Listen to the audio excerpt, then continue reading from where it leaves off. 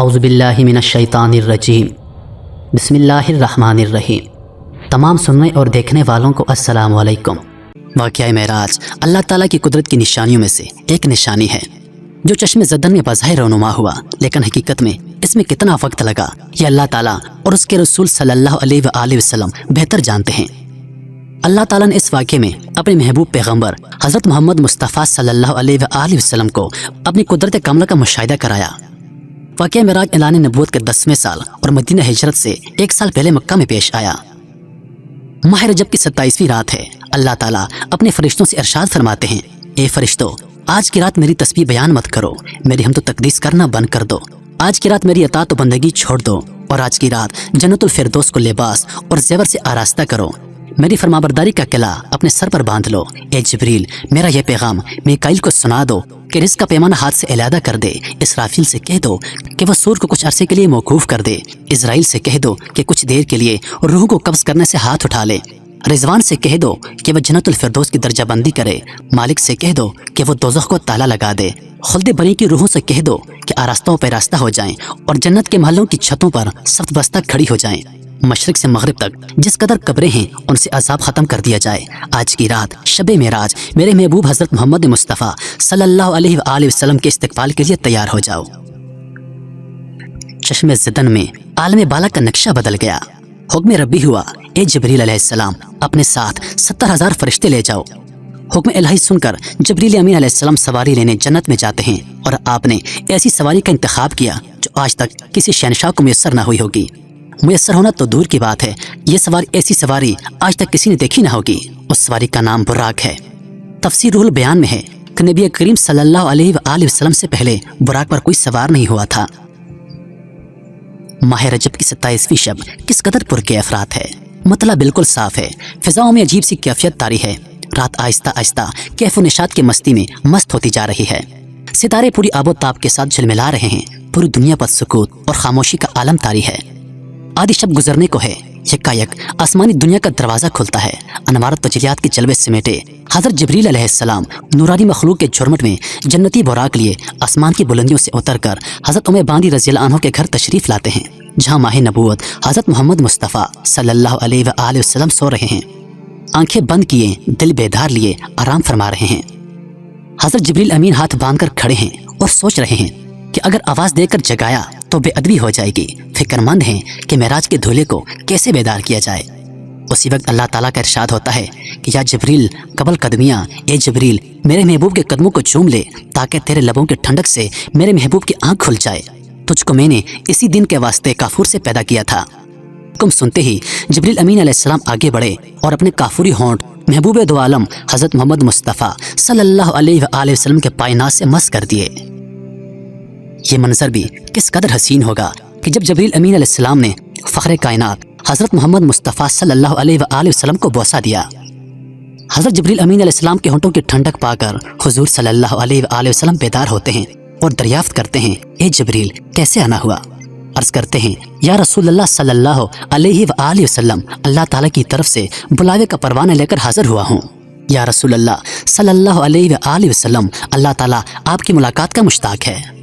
حضور صلی اللہ علیہ وآلہ وسلم تشریف لیے زمین سے لے کر آسمانوں تک ساری گزرگاہوں پر مشتاق دید کا ہجوم ہاتھ باندھے کھڑا ہے۔ چنانچہ آپ صلی اللہ علیہ وآلہ وسلم نے سفر کی تیاری شروع کی۔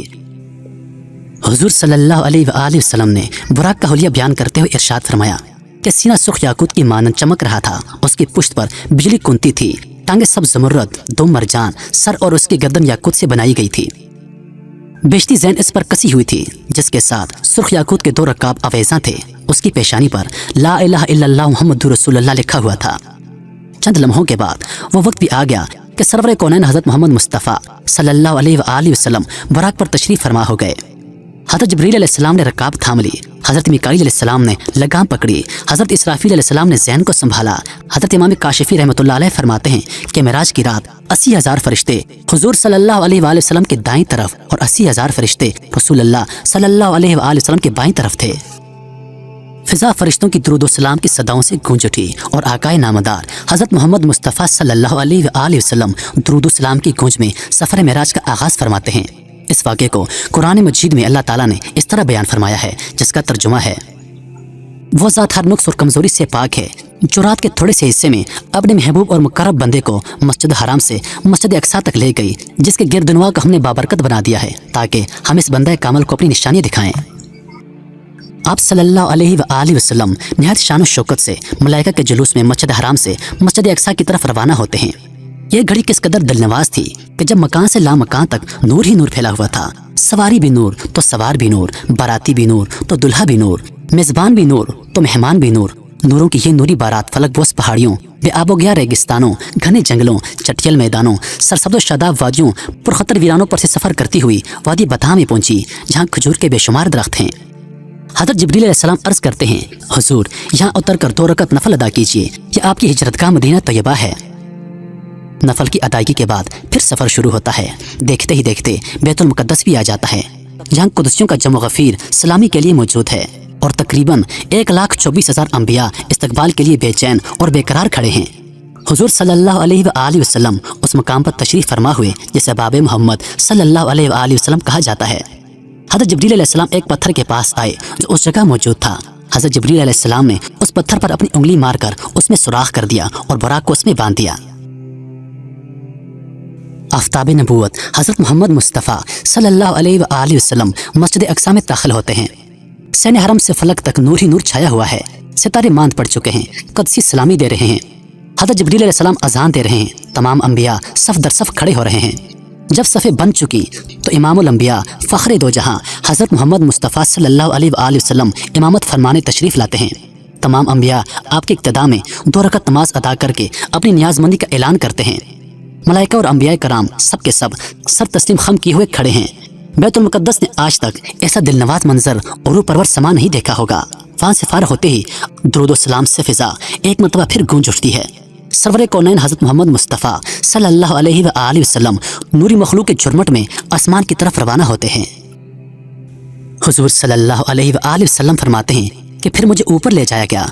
बुराक की रफ्तार का ये आलम था कि जहाँ निगाह की इंतहा होती वहाँ बुराक अपना पहला कदम रखता।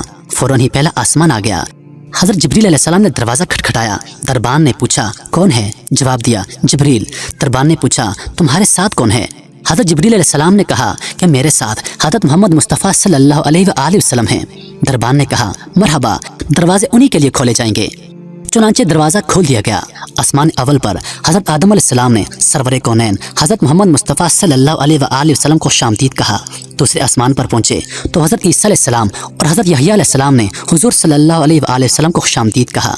तीसरे आसमान पर हज़रत यूसुफ़ अलैहिस्सलाम ने, चौथे आसमान पर हज़रत इब्राहीम अलैहिस्सलाम ने, पाँचवें आसमान पर हज़रत हारून अलैहिस्सलाम ने, छठे आसमान पर हज़रत मूसा अलैहिस्सलाम ने और सातवें आसमान पर हज़रत इब्राहीम अलैहिस्सलाम ने सरवर कौनैन सल्लल्लाहु अलैहि वसल्लम का इस्तकबाल किया और खुशामदीद कहा। फिर आप सल्लल्लाहु अलैहि वसल्लम को जन्नत की सैर कराई गई। फिर आप सल्लल्लाहु अलैहि वसल्लम उस मुकाम पर पहुँचे जहाँ कलम कुदरत के चलने की आवाज़ आ रही थी। उसके बाद आप सल्लल्लाहु अलैहि वसल्लम सिदरतुल मुंतहा पहुँचे।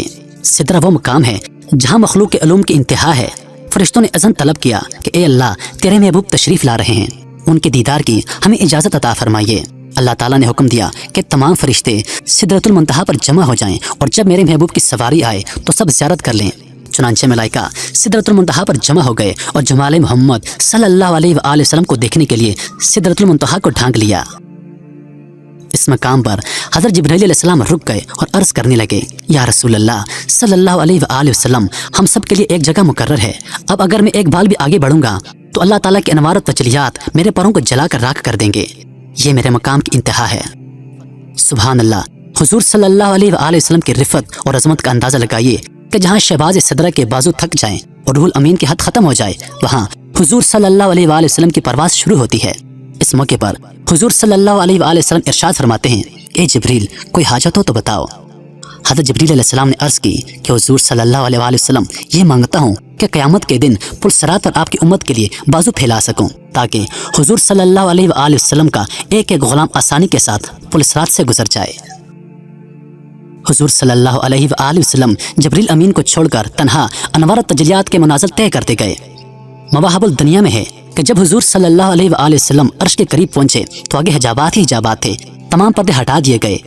इस वाक़े को कुरान मजीद इस तरह बयान फरमाता है जिसका तर्जुमा है, پھر اس جلوہ حسن نے اپنے ظہور کا ارادہ فرمایا اور وہ محمد صلی اللہ علیہ وآلہ وسلم شب معراج عالم مکان کے سب سے اونچے کنارے پر تھے، یعنی عالم خلق کی انتہا پر تھے۔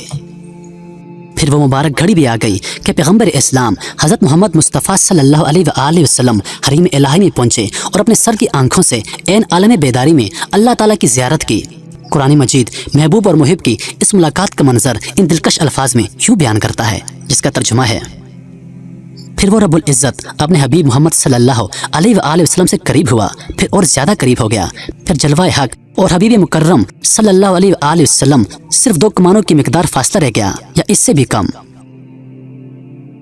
صاحب روح البیان فرماتے ہیں کہ حضور صلی اللہ علیہ وآلہ وسلم اللہ تعالیٰ کے قرب سے مشرف ہوئے، یا یہ کہ اللہ تعالیٰ نے اپنے حبیب کو اپنے قرب سے نوازا۔ جب حضور سرور کونین صلی اللہ علیہ وآلہ وسلم بارگاہ الہی میں پہنچے تو ارشاد فرمایا، بس اس خاص مقام مقرب و وصال پر اس اللہ نے اپنے عہد محبوب کی طرف وحی فرمائی جو بھی وحی فرمائی۔ اس واقعے میں اللہ تعالیٰ کی قدرت کی بڑی بڑی نشانیاں موجود ہیں۔ یہ ساری کائنات جو کہ کارخانہ قدرت ہے اور اس کارخانہ عالم کا مالک حقیقی اللہ تعالیٰ ہے۔ جب اللہ تعالیٰ نے اپنے محبوب پیغمبر کو اپنی قدرت کی نشانی دکھانے کے لیے بلوایا تو اس میں کتنا وقت لگا، اس کا اندازہ ہم نہیں لگا سکتے۔ اللہ تعالیٰ جو ہر شے پر قدرت رکھنے والا ہے، اس رب کائنات نے اس کارخانہ عالم کو یکدم بند کر دیا، سوائے اپنے محبوب صلی اللہ علیہ وآلہ وسلم اور ان چیزوں کے جنہیں حضور صلی اللہ علیہ وآلہ وسلم نے متحرک پایا۔ باقی تمام کائنات کو ٹھہرا دیا گیا، چاند اپنی جگہ ٹھہر گیا، سورج اپنی جگہ رک گیا، حرارت اور ٹھنڈک اپنی جگہ ٹھہر گئی۔ حضور صلی اللہ علیہ وآلہ وسلم کے بستر مبارک کی حرارت اپنی جگہ قائم رہی۔ حجرہ مبارک کی زنجیر ہلتے ہوئے جس جگہ پہنچی تھی وہیں رک گئی۔ جو سویا تھا وہ سوتا رہ گیا، جو بیٹھا تھا وہ بیٹھا رہ گیا۔ غرض یہ کہ زمانے کی حرکت بند ہو گئی۔ جب سرکار دو عالم صلی اللہ علیہ وآلہ وسلم راتوں رات ایک طویل سفر کر کے زمین پر تشریف لائے تو کارخانہ عالم اللہ کے حکم سے پھر چلنے لگا۔ ہر شے اسرین و مراحل کو طے کرنے لگی، چاند سورج اپنی منازل طے کرنے لگے، حرارت اور ٹھنڈک اپنے درجات طے کرنے لگے۔ غرض یہ کہ جو چیزیں سکون میں آ گئی تھی وہ دوبارہ حرکت کرنے لگی، بستر مبارک کی حرارت اپنے درجات طے کرنے لگی، حجرہ مبارک کی زنجیر ہلنے لگی۔ کائنات میں نہ کوئی تغیر آیا اور نہ ہی کسی کو احساس تک ہوا۔ تمام اہل ایمان نے اس واقعے کی سچائی کو دل سے مانا اور اس کی تصدیق کی، مگر ابو جہل حضرت ابو بکر صدیق رضی اللہ عنہ کے پاس دوڑا گیا اور کہنے لگا، اے ابو بکر، تو نے سنا کہ محمد صلی اللہ علیہ وآلہ وسلم کیا کہتے ہیں؟ کیا یہ بات تسلیم کی جا سکتی ہے کہ رات کو وہ بیت المقدس گئے اور آسمانوں کا سفر طے کر کے ابھی دوبارہ آ گئے؟ حضرت ابو بکر صدیق رضی اللہ عنہ فرمانے لگے، اگر میرے آقا صلی اللہ علیہ وآلہ وسلم نے فرمایا ہے تو بالکل سچ ہے، کیونکہ ان کی زبان پر جھوٹ نہیں آ سکتا۔ میں اپنے نبی کی سچائی پر ایمان لاتا ہوں۔ کفار بولے، ابو بکر تم کھلم کھلا ایسی خلافت عقل بات کیوں صحیح سمجھتے ہو؟ اس عاشق صادق نے جواب دیا، میں تو اس سے بھی زیادہ خلاف عقل بات پر یقین رکھتا ہوں۔ اسی دن سے حضرت ابو بکر رضی اللہ عنہ کو دربار نبوت سے صدیق کا لقب ملا۔